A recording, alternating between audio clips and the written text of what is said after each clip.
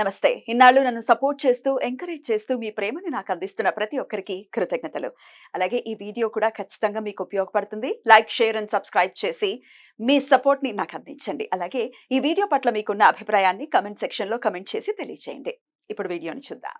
నమస్తే, welcome to our channel. నేను కుప్పా పద్మిని. ప్రస్తుతంతో పాటు ప్రముఖ ఆధ్యాత్మికవేత్త, లలిత ఉపాసకులు, వాస్తు జ్యోతిష పండితులు, వాస్తు జ్యోతిష శిక్షణ నిపుణులు బ్రహ్మశ్రీ నానాజీ పట్నాయక్ గారు మనతో పాటు ఉన్నారు. మాట్లాడదాం. సార్ నమస్తే. సార్ శ్రీమాత్రే నమః. సార్, నా భర్త నా మాట వినాలి అని అనుకోవటం, లేకపోతే నా భర్త నాకు వశమై ఉండాలి, లేకపోతే నా భార్య నాకు వశమై ఉండాలి అని అనుకోవటం ధర్మబద్ధమైన కోరికే. ఎవరెవరో భర్తలు ఎవరెవరికో వశం అయిపోవటం ఇట్లా కాకుండా ధర్మంగా ఉండటం, అది వశం అవ్వటం అనేది ఆ వర్డ్ ఏదైనా హార్ష్గా ఉండొచ్చు, కానీ అది చాలా ధర్మబద్ధమైనటువంటి కోరికే.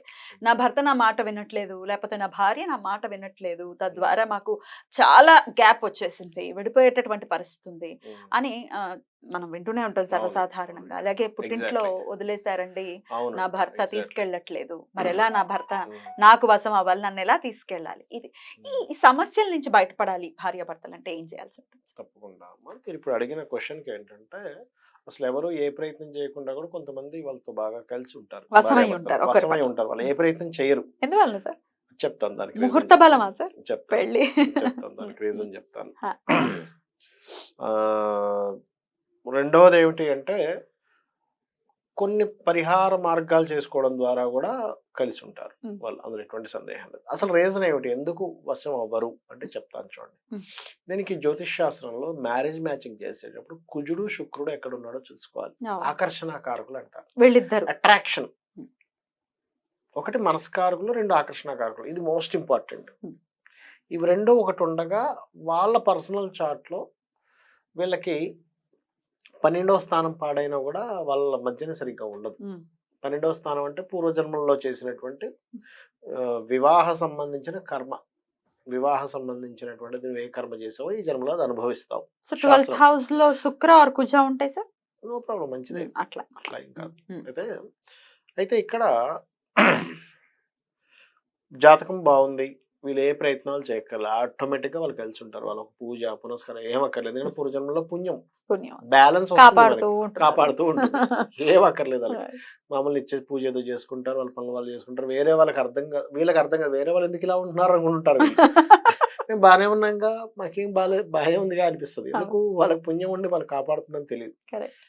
కానీ ఎవరికైతే సప్తమ స్థానం పాడైనా 12వ స్థానం పాడైనా శుక్రకుజులు, అందుకే చార్ట్ లో మ్యారేజ్ మ్యాచింగ్ చేసేటప్పుడు వీళ్ళ జన్మజాతకంలో శుక్రుడు ఎక్కడ ఉన్నాడు అంటే లవ్, ఎమోషన్స్, లవ్ కారకుడు. ఎమోషన్ అంటే చంద్రుడు, మళ్ళీ హార్మోనియస్ సంబంధించిన కారకుడు శుక్రుడు ఎక్కడ ఉన్నాడు, కుజుడు ఎక్కడ ఉన్నాడో చూసుకోవాలి. వీళ్ళు గనక కనెక్ట్ అయితే, అంటే చిన్న ఎగ్జాంపుల్ చెప్పాలంటే, ఇప్పుడు వీళ్ళ జన్మజాతకంలో శుక్రుడు మేషంలో ఉన్నాడు అబ్బాయి జాతకంలో, అమ్మాయి జాతకంలో శుక్రుడు తులలో ఉన్నాడు, తులలో కనెక్టివిటీ ఉంది, ఆపోజిట్ లేదా 5-9 యాక్సెస్ ఉంది. అప్పుడు వీళ్ళ మధ్యన ఆకర్షణ ఉంటుంది. చూడండి, కొంతమంది భార్యాభర్త కొట్టేసుకుంటూ ఉంటారు రోజు, కానీ ఇదే అమ్మాయి ఇంకోళ్ళతో బానే ఉంటుంది.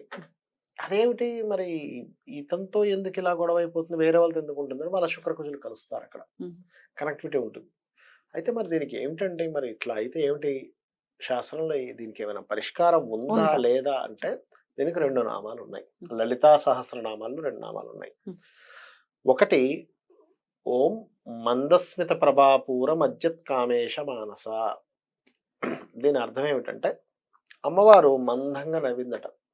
మందస్మిత ప్రభాపూర, ఆ మందంగా నవ్వినటువంటి ఆ యొక్క వెలుగులు, ఆ యొక్క ప్రవాహం అనుకోండి, మందస్మిత ప్రభాపూర మజ్జత్ కామేశ మానస. ఆ నవ్వుల వెలుగుల్లో, ఆ నవ్వుల ప్రవాహంలో పరమేశ్వరుడు మునకలు వేస్తున్నట్టు ఎంత బాగుందో కదా. ఓం మందస్మిత ప్రభాపూర మజ్జత్ కామేశ మానస అని ఎవరైతే చేసుకుంటారో అప్పుడు ఏమవుతుంది, ఇప్పుడు కామన్ గా చూడండి ఎందుకు కూడా వస్తుంది, మనం ఏదో చెప్తాడు భర్త భార్య, నవ్వింది, అరే ఈ టాపిక్ నువ్వు నవ్వుతావా, నీకు ఎప్పుడు నవ్వాలో తెలీదా, అదే ఇద్దరి మధ్య అట్రాక్షన్ ఉందనుకోండి, నవ్వితే ఈయన మురిసిపోతాడు, లేదా అతను నవ్వేలాగా ఈమె మాట్లాడుతుంది. నవ్వించేలాగా మాట్లాడతారు చూడండి. ఇప్పుడు ఇద్దరు లవర్స్ ఉన్నారు అనుకోండి, ఏం చేస్తాడు అబ్బాయి ప్రయత్నిస్తుంటాడు, ఎప్పుడు ఎలా నవ్విద్దామా అని ప్రయత్నం చేస్తుంటాడు. అసలు అలా నవ్వించే అబ్బాయిలు పడిపోతుంటారు అమ్మాయిలు. పడిపోతుంటారు. ఎందుకు? ఆనందం వస్తుంది కాబట్టి, నవ్వించడం వల్ల ఆనందం వస్తుంది కాబట్టి ఇష్టపడతారు. ఇష్టపడతారు. Yeah, నవ్వితే నువ్వు కోపడితే ఎట్లా yeah. కదా. అందుకని ఈ నామం చేసుకుంటే ఆ, sir. వాళ్ళిద్దరి మధ్య అట్రాక్షన్ పెరుగుతుంది. ఆ, sir. ఓం మందస్మిత ప్రభాపూర మజ్జత్ కామేశ మానస. ఇది అనుకుంటే తలుచుకోవాలహా, అమ్మవారు చక్కగా నవ్వుతుంది. ఆ నవ్వుల యొక్క ప్రవాహంలో ఈశ్వరుడు మునకలు వేస్తున్నాడు. ఇది ఒకటి చేసుకోవచ్చు. రెండవది, ఇంకా బాగా ఇబ్బంది అయిపోయిందండి అని అనుకున్నప్పుడు ఇంకో నామం కూడా ఉంది. అదేది బాగా దూరంగా ఉంటారు చూసారు. ఇప్పుడు మీరు అన్నారు పుట్టింట్లో వదిలేసి వెళ్ళిపోయారండి అని. కామేశ్వర ముఖాలోక కల్పిత శ్రీ గణేశ్వర అంటే ఏమిటి?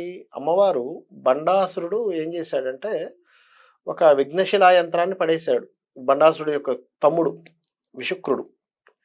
అందరికీ ఏమిటి, ఏ యుద్ధం చేస్తాం, మనం యుద్ధం చేయాల్సిన అవసరం ఏంటి, మనం యుద్ధం చేస్తే అమ్మవారికి క్రెడిట్ వెళ్తుంది, వాళ్ళు యుద్ధం చేస్తే బండాసుడికి క్రెడిట్ వెళ్తుంది అని ఒక వైరాగ్యంలోకి వెళ్ళిపోయారు. అది ఆ యంత్రం పడేసరికి మంత్రిని దేవత చెప్పింది. మంత్రిని దేవత అందరిని లేపింది, లేకండి యుద్ధాలు చేయండి, ఏమిటి అక్కడ సైన్యం వస్తుంటే మీరు శుభ్రంగా అసలు కూర్చున్నారేంటి అని. ఎవరు యుద్ధం చేయాలి, ఎవరి కోసం యుద్ధం చేయాలి వైరాగ్యం మాట్లాడుతున్నారు. అప్పుడు మంత్రి దేవత చెప్పింది, అమ్మ ఇలా ఇలా అయింది, నాకు తెలుసులే, ఏమైందో నాకు తెలుసు, నేను చూస్తాను. పరమేశ్వరుడు వైపు చూసింది. ఆయనే చూశాడు. ఏం చేయమంటావు, నువ్వే చెప్పావుగా ఏం చేద్దరు, కూర్చోమన్నావుగా, నేను కూర్చున్నా అన్నాడు ఆయన. సరే అలాగే కూర్చోండి అని ఒక నవ్వు నవ్వింది. ఇద్దరు నవ్వుల్లోంచి పుట్టాడు గణపతి. మందస్మిత ప్రభాపూర మజ్జత్ కామేశ మానస.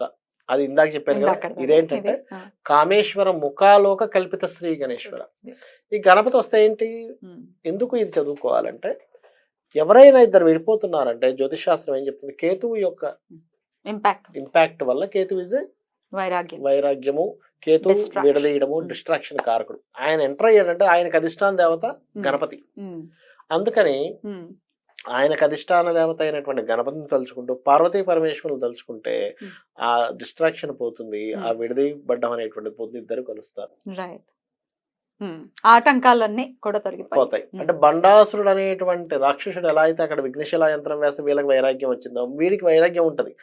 ఏంది కలిసేది, వస్తు మళ్ళీ గొడవలు ఇవన్నీ పోతాయి. ఇదొకటి. ఇంకొక మంత్రం చెప్తారు, 3 చెప్పాలనుకున్నాం కాబట్టి. శివ కామేశ్వరాంకస్త శివ స్వాధీన వల్లభాయ నమ. స్వాధీనం చేసుకోవడం. అమ్మవారు అయ్యవారిని స్వాధీనపరుచుకుందట. అంకస్తము అంటే ఎడమ తొడ మీద కూర్చొని అతను ఒళ్ళో కూర్చొని అతన్ని స్వాధీనం చేసుకుంది.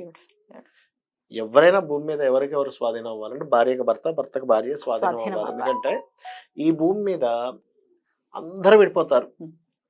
తండ్రి కొడుకులు, తల్లి కొడుకులు విడిపోతారు. అబ్బాయి ఏదో యుఎస్ లో నాకు జాబ్ వచ్చిందని వెళ్ళిపోతాడు, ఎప్పుడో ఒకసారి వచ్చి వెళ్తాడేమో, పిల్లలు ఉండరు. తల్లిదండ్రులు కూడా ఒక ఏజ్ వరకు ఉంటారు, దాని తర్వాత వాళ్ళ ఏజ్ అయిపోతుంది. అన్నదమ్ములు ఉండొచ్చు, ఉండకపోవచ్చు, వాళ్ళు రకరకాల, అంటే శత్రువులే ఉండకపోవడం కాదు, రకరకాల ఉద్యోగంలో రకరకాల ఇల్లు మారిపోతూ ఉంటాం. కానీ కలిసి ఉండేది ఎవరు అంటే భార్యాభర్తలే. జీవితాంతం ఒకరి ప్రాణం పోయే ఎవరు కలిసి ఉండేది వీళ్ళే.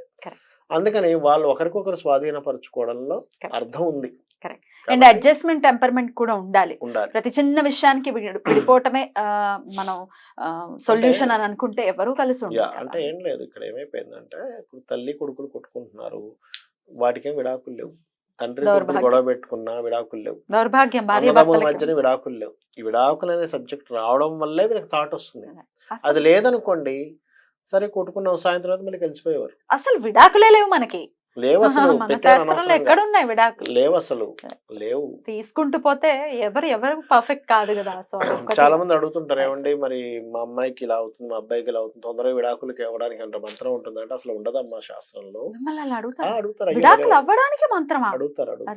అసలు శాస్త్రాల్లో లేవమ్మా, కలపడానికే ఉన్నాయి కానీ విడిపోవడానికి లేవు ఎక్కడ.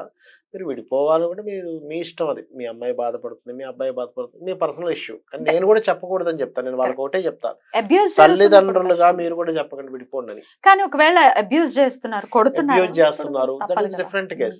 వాడు మూర్ఖుడు, లేకపోతే అమ్మాయి మూర్ఖురాలు, డిఫరెంట్ గా ప్రవర్తిస్తుంది, ఎంత మంచిగా చూసుకుంటున్నా సరే అలా ప్రవర్తిస్తుంది, అమ్మాయి కావచ్చు అబ్బాయి కావచ్చు, దట్ ఈస్ డిఫరెంట్ కేస్.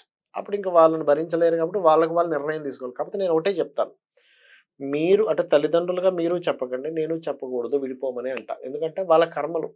ఇప్పుడు ఎవరైనా తల్లిదండ్రులు కొద్ది గొడవలు వచ్చాయి, వెంటనే చేసే మిస్టేక్ ఏంటంటే తల్లిదండ్రులు ఇన్వాల్వ్ అయిపోయి విడిపో నువ్వు వచ్చేసి అని చెప్తారు. వీళ్ళు అనుభవించాలమ్మా ఆ కర్మ. తర్వాత మూట తల్లిదండ్రులు కట్టుకోవడమే. అనుభవించాలి. మూట కట్టుకుంటారు, అనుభవించాలి. అర్థం చేసుకోవాలి. సరే వీళ్ళు మిడిమిడి జ్ఞానంతో లేకపోతే ఎంగేజ్‌లో ఉండే దీంతో వీళ్ళేమైనా గొడవ పెట్టుకుంటున్నారా? వీళ్ళని మనం ఏమైనా సెట్ చేయగలమా? లేదు మీరు ఇందాక అన్నట్టుగా మరి అబ్యూజింగు, గొడవ మరీ వినట్లేదంటే దట్ ఈస్ డిఫరెంట్ కేస్. అప్పుడు దూరంగా ఉండడమే కరెక్ట్ ఆ టైంలో. రైట్. అది. కాబట్టి ఈ 3 ఎలా మంత్రాలు సార్? ఒకదాని తర్వాత ఒకటి అలా చేసుకోమంటారా? ఎలా చేసుకోవచ్చు. ఈ చేసుకోమంటారు? 3 ఒకదాని తర్వాత ఒకటైనా చేసుకోవచ్చు. ఇందులో ఏదైనా ఒకటైనా చేసుకోవచ్చు. ఒకటైనా చేసుకోవచ్చు. విడిగా ఉంటున్నాం అన్నప్పుడు గణపతికి సంబంధించింది. రైట్. కామేశ్వర ముఖాలోప కల్పిత శ్రీ గణేశ్వర చేసుకోండి. అసలు నేనేం మాట్లాడాలని భయమేస్తుంది అంటారు చూసారా ఒక్కోసారి. అబ్బా! ఆయన వస్తాడు గానీ నేనేం మాట్లాడాలన్నా రివర్స్ భయమేనండి. అయిపోతుంది. అవును. అప్పుడు హ్మ్. మందస్మిత ప్రభాపూర మధ్యత్ కామేశ మానస. వశపరుచుకోవాలి అంటే శివకామేశ్వరంకస్త శివాస్వాధీన వల్లభ రైట్. చేసుకోవాలి. 3 చక్కగా వివరించారు సార్. ఖచ్చితంగా ఇది భార్యాభర్తలు ఈ సమస్యలతో ఇబ్బంది పడుతున్న వాళ్ళందరికీ ఉపయుక్తం అయ్యి Yeah. అందరూ కలకాలం కలిసి ఉండాలని మనస్ఫూర్తిగా కోరుకుంటూ thank you so much sir. నమస్తే. శ్రీమాత్రే నమః.